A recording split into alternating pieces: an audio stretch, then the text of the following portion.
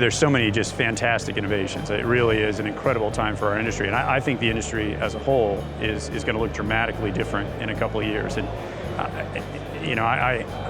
I'm a bit of a geeky engineer, let's say, on this one. So even I'll leave out kind of the LEOs and the fantastic stuff going on. And I think the most exciting to me is the advent of the flat panel antenna. In fact, the mass-produced, let me qualify that, the mass-produced flat panel antenna, because and there's one or only a couple companies doing this, so you probably know who I'm talking about here. But if these guys get it right, and you can literally bring that cost basis down, mass-produce these LCD antennas on old television lines, and do it in the hundreds of thousands or the possibly millions of copy, and bring that price point down to the hundreds or perhaps even tens of dollars, then all of a sudden connectivity can truly become ubiquitous. And obviously there's only so many oil rigs out there or mine sites. You would have to expand that customer base rather dramatically. But the upside is there's automotive, there's machine to machine, there's the Internet of Things. And automotive probably holds the most promise, or just wider mobility, but automotive in particular, because the auto manufacturers, they hold back a lot of money on every car sold for recalls. And 80% of recalls these days are software updates. And if you can actually reliably update many thousands or hundreds of thousands of automobiles, even on a potentially a receive-only antenna, but having two-way would be even better. That's literally built into the infrastructure of an automobile, and I'm talking every automobile sold globally. Think of how incredible that would be. I mean, a lot has to happen. You have to get the antenna technology right. You've obviously got to reduce the price of the modems, come up with new chipsets, but all of a sudden our industry changes dramatically. So in my view, that's the biggest promise, that's the biggest game changer. There's many others I could talk about. I mean, some of the optical uplink technology is incredible. Some of the stuff, again, they're doing in space with the LEOs, and even the more advanced HTS constellations are truly fantastic. But for me, the flat panels, that's what's really going to change the industry if it works as well as everybody hopes it does.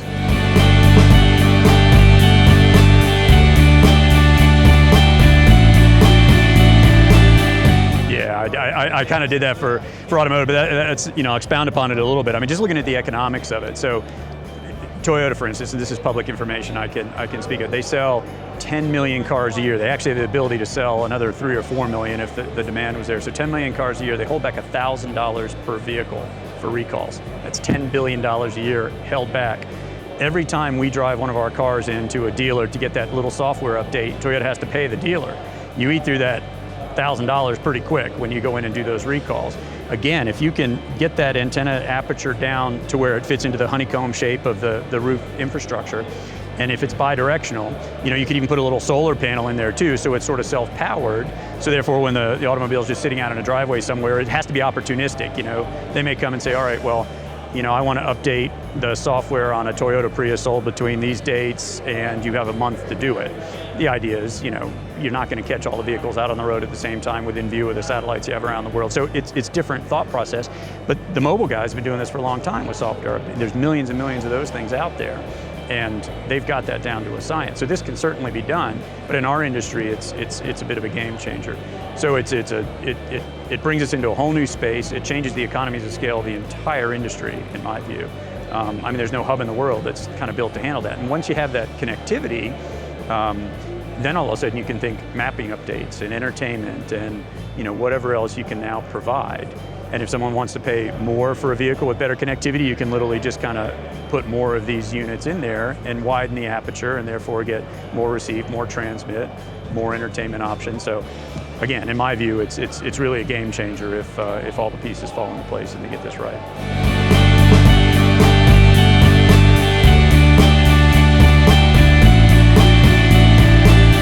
Yeah, well, again, I'll kind of stick to automotive. I mean, we're now, ITC Global has been acquired by a unit of Panasonic Corporation, Panasonic Avionics, which, as you know, does connectivity to aircraft and other things that move, the wider mobility markets. But Panasonic Corporation has a significant, a very sizable automotive division.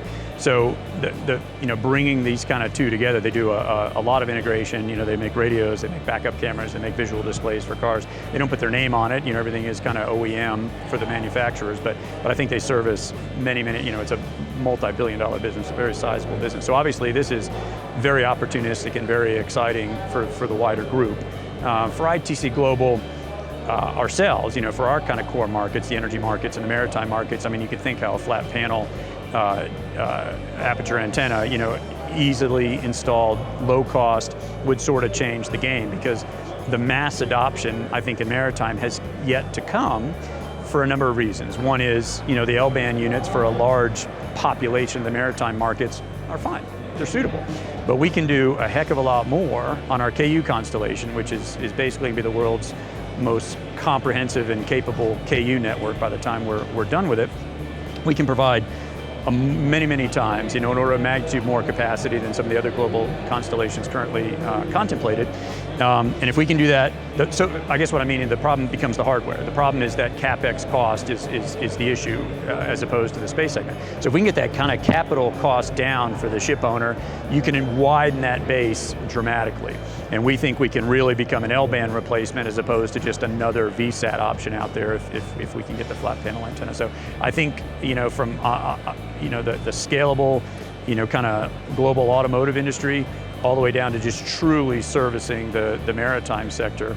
And then if you look at the other core markets, mining and energy, automation and machine-to-machine traffic, just kind of getting as many people off of those, vehicles and rigs and vessels. And sometimes when you have, we call it downturns in the industries, but tough times in the industry, exactly what you have, that breeds efficiency. And companies start thinking about, well, geez, what can I do to become more efficient, and how can I make my operations more efficient? So automation is at the top of their list right now. And all of these things are sort of part and parcel to kind of the mine site of the future and the oil rig of the future. So it's, again, fantastic technologies that we can deploy. So I'm very excited about where the industry's going. I think there's some fantastic things out there, and looking forward to the next few years. I think it's going to be different. We're going to go to that satellite show in a few years' time, and the players are going to be different. There'll be a few big companies standing, I think, in each kind of frequency band, let's say. But it's going to be a different environment. But it's very exciting for those of us out there serving the customers.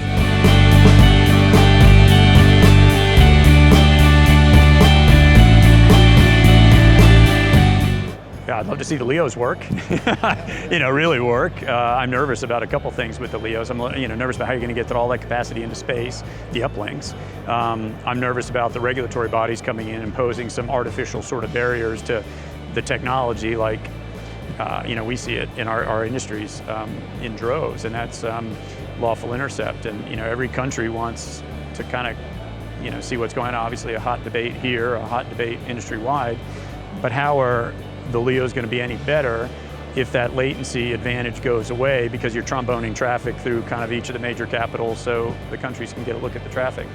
So that to me is the biggest concern, but I'd love to see them work. So yeah, I guess those are the big ones. I love the fact, I was going to say, Elon Musk kind of pegging that landing, but he did that, so I can't call that one anymore. That's pretty impressive. So there's some amazing stuff going on, but I think everybody's on the right path. It's going to be interesting to see how this all ends up.